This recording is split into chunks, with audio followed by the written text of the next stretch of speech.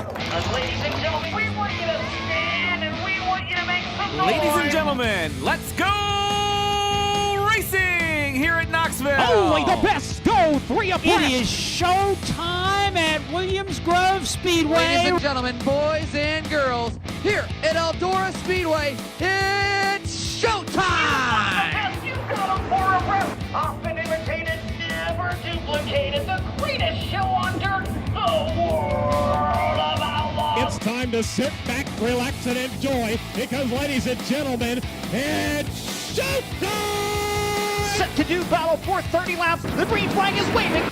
Hello again, it's MRN's Wing Nation presented by Hercules Tires. Ride on our strength. We are so glad you joined us talking sprint car racing, our favorite time of the week, and we are happy that you are along for the ride. Erin Evernham and Steve Post here on a Tuesday. We're going to talk with Danny Dietrich, fresh off from that big win yesterday at Port Royal. We're going to talk to Brad Doty as well. We have a great program along the way, Erin. How are you? How's things? Good, very good. Yourself? I am fantastic. After Throwback Weekend, which we'll talk a little bit with Brad Doty about because it was a Brad Doty paint scheme on the Throwback, which was that cool. was very neat. And so the NASCAR stuff's rolling along and the sprint car stuff's rolling along as now we roll into Pennsylvania Month of Money. Yeah. And Todd Heinzelman, he's a great writer for Area Auto Racing News. I meant to write this number down and I didn't. But in winning purses in the month of September in Pennsylvania, it's like $210,000. Wow. Yeah, so lots of money on the line.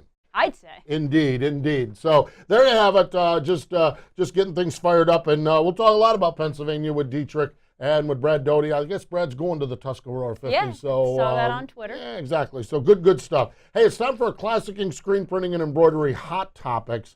And Erin, I've been thinking about this a lot over the last month or two. We talk a lot about drivers and we talk about success, but we've got some track operators that are really investing back into the sport. I agree, and I feel like they don't get necessarily the credit that they deserve because they are getting huge crowds. They're putting a lot of money back into their facilities, but sometimes I feel like it goes unnoticed, which it shouldn't. It shouldn't, exactly. And I just kind of jotted down some of the tracks that are doing things, and I'm going to start with our friends at Attica. Their season is done. Yeah.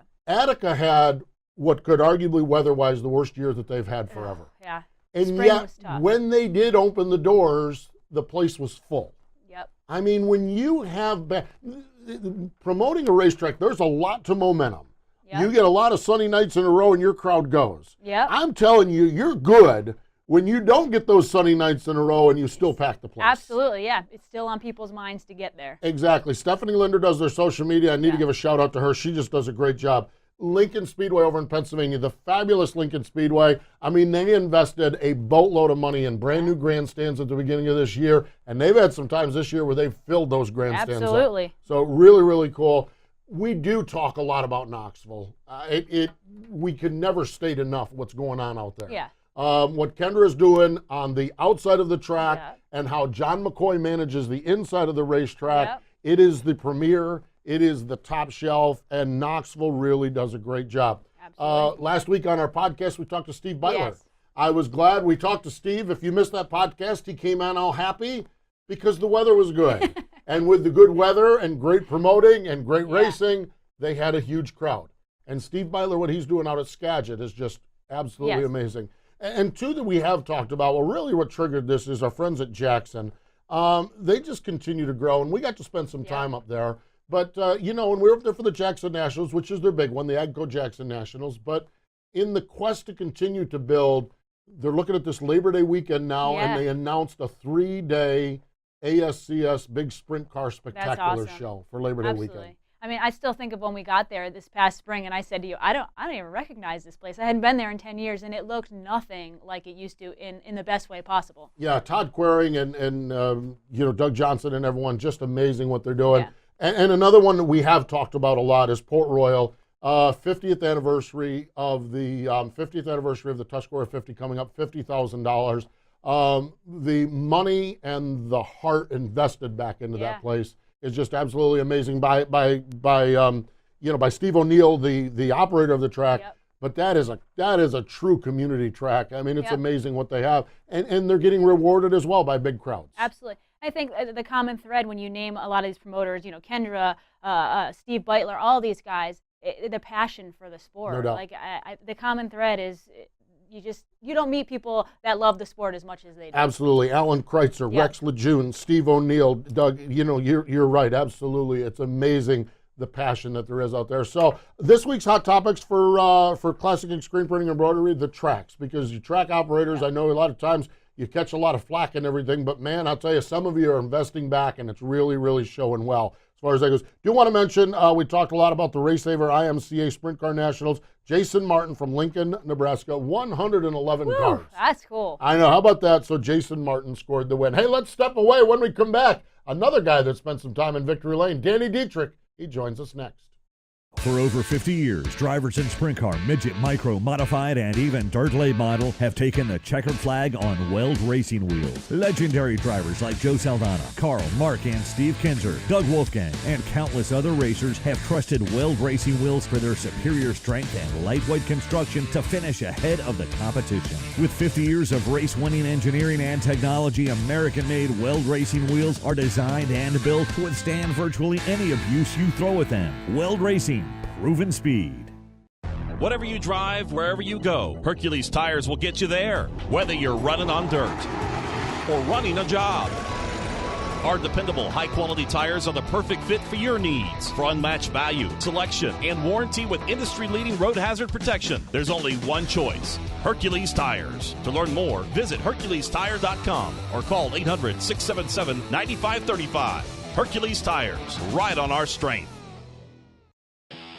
Live sports are the one true reality entertainment, where a single dramatic moment can become timeless.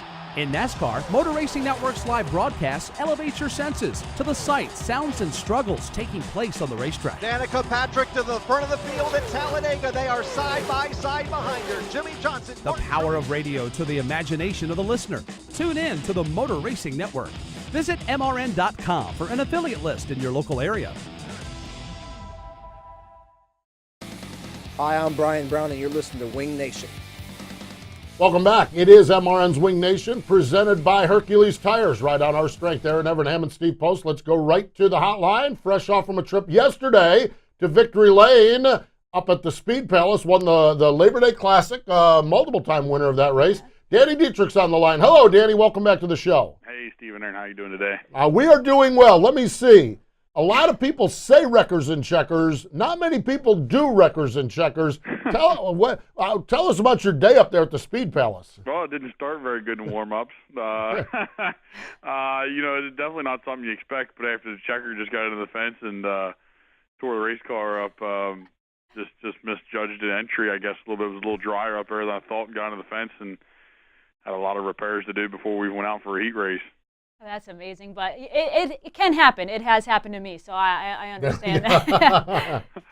Danny, watching the highlights from the race, those last few laps, you were coming on strong, but even when you took the white flag, there was a bit of a distance there. Did you really think that you could clinch that race? I didn't think I could clinch it. I knew it was going to be a long stretch, and I knew it wasn't going to be easy. I got the 5 to go, and I was running second, probably a half a straightaway behind, it seemed like, maybe even a little more. And it just kind of went through my head, the game on, your race is on, I got to start really driving the crap out of this thing if I want to catch him. And I run so hard for them last 4 or 5 laps, to the point where I figured if I scuffed the wall and just limped to the checkered if I could, it was just the way it was going to be. I just wanted to. I really, when we go up there, you try and get a win. Labor Day, you get one shot a year at winning on that day and that special event. So I ran really hard and just never quit, never gave up, and it paid off there coming into the checkered. What's your thoughts coming down the front straightaway? I mean, I know it's a lot of time reactive and there's not a lot of time to think, but as you come off from turn number 4, we're still thinking, we're watching the highlights of it, we're still thinking there's no way you win the race. What was your thoughts as you came down the front stretch? I didn't know what was going to happen. Yeah. It all started the lap before in 3 and 4, and I think I was able to get my nose under there enough just for him to see it, or at least hear me. And that was probably just as important as the move itself, and just as important as when I was able to pass Dale and Lucas at the same time. Brock did what just about everybody would have done. And probably even myself if I was leading, just went to the bottom thinking maybe there's some rubber, but I had been running that line kind of across 3 and 4 the second half of that race. And as soon as he went to the bottom, I knew I had to just get to the moisture at the opening there off of 4 as fast as I could, just to get the momentum down the straightaway. And it worked out. It pretty much happened exactly how I thought it was going to. Once he ducked to go to the bottom, there was no moisture to come up off the bottom of 4. And then, just spinning the tires down the front stretch where I was able to get to some moisture just to shoot me and propel me to the home stretch. Danny, you got by him just as you got to the flag stand. Did you even know that you had won the race, or did they have to tell you on the radio? I didn't know at first. I knew it was close, but with some of these tracks, the scoring loop is in some weird spots. Where they put these scoring loops under in the racetrack and where they score the drivers. I've been places where you get to the flag stand and you find out that they call it a race 100 feet back or whatever. I knew at the flag stand I had him, but you just never know. You never know where they score the lap at, and I just was happy to when I come around, to see the 29 was number 1 on the board after the checkers. That's cool. That is really, really cool. The most important question is, did you celebrate with some fair food? We didn't. We were saving that for this coming weekend. The guys and I, we went up to the OIP right outside of Port Royal there. And had some pizza and then stopped at the local sub shop there, and that's kind of a ritual for me too. I grew up going there with my dad. After we get done racing, we'd stop there and take the crew for something to eat, and that's what we did. The four of us went there and just sat down, relaxed, and had lunch for the day. That's awesome. Danny, for a day race, Port Royal does an incredible job prepping the racetrack, but how different is it for you as a driver in setup-wise? I mean, the track looked like it didn't take rubber and gave you plenty of lanes to race. It's plenty different, very different. Steve Steinley up there and that whole crew just does a phenomenal job on that daytime surface. They do a good job all the time, but every year it seems like they hit it just right for the daytime surface. Obviously, the sun helps them. I think that track up there needs to be slick. Port Royal needs to be slick to have a good race. If it's wet and heavy, it's just too easy to run a 16.5 second or 16-second lap or faster. But when the track gets as wide as it does, it gets on the fence like it did. Man, it's some of the best racing in the country. It's got to be. I don't know anywhere else other than places like Waynesfield where it's as exciting as what Port Royal can be. But for as big as Port Royal is, it's the place to be this weekend. That's for sure. I know they're going to have the track right, and hopefully they get it slick enough. And when it gets slick enough on the fence, it's 2 lanes. The race cars make themselves 2 lanes at that point in time. It is amazing what they do. It really, truly is. Danny, do want to talk about this weekend, but also want to talk about your team a little bit. Some changes over the last few weeks in the team with some crew members and stuff. Where are you at? I see you got Suitcase Jake now working on the car. Where are you at with everything as far as your team goes as you work into this busy time of the year? We're just, I'll be honest with you, we're just having a lot of fun. There's a little less stress. Jake Hinkle, we just kind of parted ways. It wasn't nobody got fired. Nobody really just hung it up, and we just kind of parted ways mutually. I've been friends with Jake since 3rd grade, and we'll continue to be friends. It just gets to the point where something's got to change, and you don't want to ruin a friendship, and it's good. We're back to having a little more fun. I think that we are still struggling at Williams Grove. Just can't seem to get a consistent grip on Williams Grove. I think there's only one fast car at the Grove right now, and that's maybe 2, but that's about it. Yeah. And it's just everywhere else we go, we're fast. And with me going back to just kind of focusing completely on setup, it makes it nice that I can get in there and get my hands dirty and really focus on what I feel needs to change on the car a little bit more than what I was able to do. Yeah, absolutely. Danny, looking into this weekend, you obviously have momentum on your side. What are your thoughts on the weekend? And you have a lot of the Midwesterners coming out to play with you. My take on the weekend is if you can make the show both nights, I think you're going to be doing pretty daggone good. I'm expecting 50-plus cars every night, at least. I mean, you got guys like Saldana and Tim Schaefer and I guess both Madison boys and Brian Brown. And I don't know if McCarl's coming. He should, get off his porch a little bit and come to Pennsylvania. But I understand he might not. But no, I know there's a lot of guys coming to town for this weekend, and it's going to be tough. It's going to be probably tougher than any National Open we've had in recent years, just because the amount of talent coming in for this race is as good, if not better, I would say, than the recent years, probably with any touring series. Not that they're not tough, but man, there's a lot of speed coming to town this weekend. That's for damn sure. Man, it is going to be exciting. That is for sure. It is the Tuscarora 50 the night before the 50 on Friday night, and then $50,000 to win on Saturday night there. Danny, as always, we appreciate your time. We certainly wish you the best this weekend and continued success, but thanks for joining us here today. Yep, thanks for having me. I hope to see everybody out there at Port this weekend. If you can't get there, just get her online and watch online for us. Speed Shift TV, there you go. Thanks, man. Thank you. How about that? How about Danny Dietrich?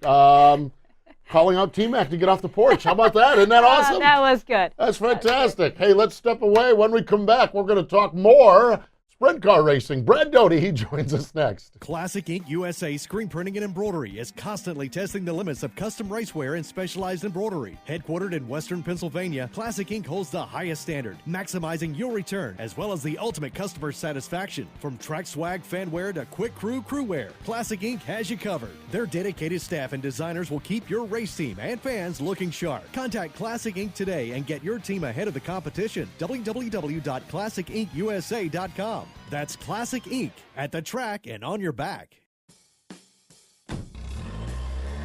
Citywide to countryside, whatever you drive, wherever you go. Hercules Tires has the value, selection, and industry-leading warranty to get you there, no matter where the road takes you. To learn more, visit HerculesTire.com. Hercules Tires, ride on our strength. So what are your favorite drivers really thinking?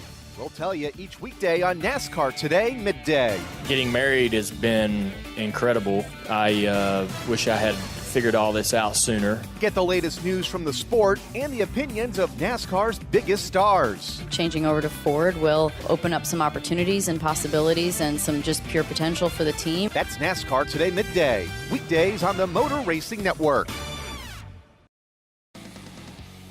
Hi, I'm David Grau, and you're listening to Wing Nation. Back, it is MRN's Wing Nation, presented by Hercules Tires. Ride on our strength. Thanks for joining us. Appreciate Danny Dietrich spending some time with us. Let's go right back to the hotline. You can catch his fine work each and every month in Sprint Car and Midget Magazine. Our good friend Brad Doty is on the line. Hello, Brad. Welcome back to Wing Nation. Hey, you guys. Thanks for having me on. Great to chat with you as always. But, Brad, you're sitting there in Ohio, minding your own business. Well, I know you know what's going on and everything.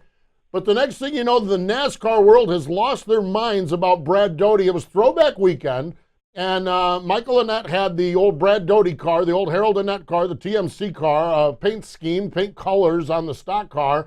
What was your take on this? How did this all come about, and how did Brad Doty become a NASCAR rock star this weekend? Man, I have to tell you, Steve, it was humbled and honored that they would do that. I found out about it a while back, but of course, people in the sprint car know the history of TMC. Owned Sammy Swindell's car, the black car, for so many years, and TMC Trucking out of Des Moines. That's Harold Annett, and I'd known the family for a long time. Known Michael since he was a kid, and to have a sprint car to be on the throwback at the Darlington race was pretty cool, I have to admit. And the way they did the car, and the way they had the die-cast sprint car up on the cowling in front of the windshield was really awesome. And then the picture that's on the back of my book, our first edition of our book, they put that picture on the deck lid of the car and had my name above the driver's door, or the passenger door rather, and just the whole thing. And like you said, then to see it blow up on Twitter and become, as big, I never expected the response like that. I have to admit, I didn't think it would catch on, or so many people would be taken aback by it. So it was really cool. What an honor. That was by far my favorite car on track at Darlington, of course. Speaking of honors, Brad, I read a really nice article on OneDirt.com about the Brad Doty Classic event. Talk a little bit about the event this year, and I mean, it must be neat to see an article that is, commending Attica Speedway and you so much. Oh, absolutely. And, I heard you guys say earlier that, Attica has had a bad year with rain, and our event was no different. It was a horrible forecast. I mean, leading up to the event, just 3 days prior, I think it was still at 70 to 80% chance on both days, our scheduled day and our rain date. And of course, that just about kills you because people from any distance won't call off work or take off, work. A lot of times they have to schedule, days ahead or a week ahead. So when your forecast looks bad, you're going to lose a certain amount of crowd, even if on race day it's a beautiful day, just because people can't plan it. So we had that going against us, and then at 3 o'clock it started raining at the track. But man, I'll tell you what, the track was flooded the day before. The pit road was flooded, and the track guy they call Pork Chop, it worked tirelessly to pump. Had 4 big pumps running to get the track dried out, and Rex Lejeune, John Borst, everybody worked so hard to even get it in. And I've told Kyle Larson, not taking away from any of the other drivers and the World of Outlaws drivers, but having Kyle there really helped us because our crowd was equal to last year's crowd when we had a beautiful forecast. And, a lot of people drove through down trees, power outages and everything else to get to the track. And I think a lot of it was, to see Kyle, but also just knowing that Attica was going to do everything they could to get the race in that night. And boy, the weather turned around, ended up being a beautiful evening, cool breeze, sunshine, wind blowing away from the grandstand. So I'm just thrilled to death that we got it in. Indeed, indeed. I want to take your discussion about Kyle coming to Attica because we spent a lot of time talking about Kyle at Knoxville, and prior to that we talked about Kyle over in Pennsylvania. Brad, Kyle Larson has taken sprint car racing with his NASCAR stardom as well. I'm not sure we've ever seen anything quite like Kyle Larson, not only behind the wheel of the racetrack, but what he's been able to do in the elevation he's taken sprint car racing with his NASCAR stardom. Well, and that's what I said. I didn't want to take anything away from any of the outlaw drivers, but even Donnie Schatz will tell you, he said it at Knoxville, having Kyle and being able to race with Kyle is not only fun and exciting from a competitive standpoint, but what he does for the sport and the attention that he brought to the Knoxville Nationals and worldwide to be able to, and what Chip Ganassi, what it brought to their team. And as Kyle said, they're looking for a sponsorship. To me, it only has to help on their end. Hopefully it's a give and take. It's definitely been helping the sprint car world and having him involved. And I've told him, I've told him to his face, I've run out of words, to describe that guy. He's just, I've never seen anything like it in my lifetime. I've tweeted it, I've written about it. I've never saw Cardelli or AJ Foyt in their prime, but I'm getting to see Kyle Larson and the multiple cars that he can race and win in is just incredible. Absolutely. Speaking of Kyle and what he's done for the sport and how successful your race was in the Knoxville Nationals, everything seems like it's on the up and up in our sport. What are your thoughts on the state of the sport, if you will? It sure seems like it. It's just, crowds have been good. It's been, we talked about the 410, 360, 305, and how many cars are, at a race, for instance, where they have all three or even both, you do a total car count.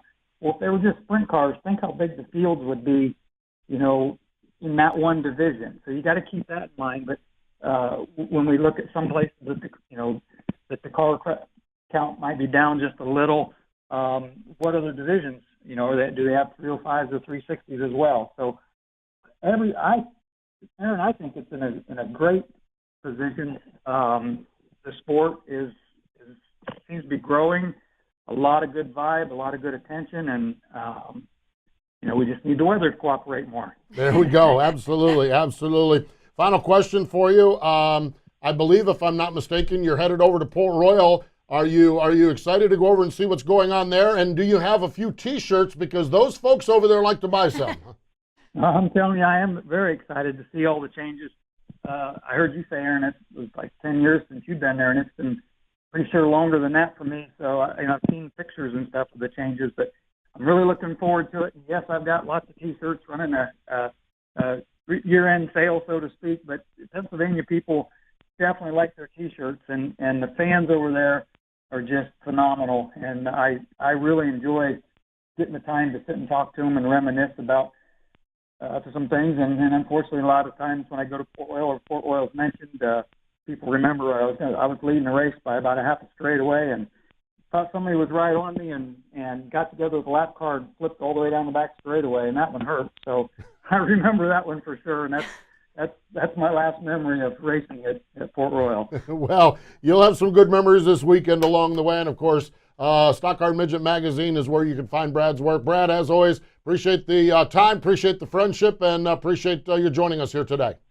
Well, again, thank you to you guys, everything that you do for the sport, and thanks for having me on. There we go. That is Brad Doty, our ambassador.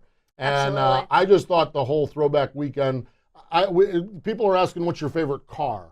And I'm like, there's a favorite car, but there's stories also. Yeah. And I think that was the thing about Throwback Weekend. And, of course, the Brad Doty story was among my favorites down there as well. Hey, let's step away. We've got more MRN's Wing Nation in just a moment.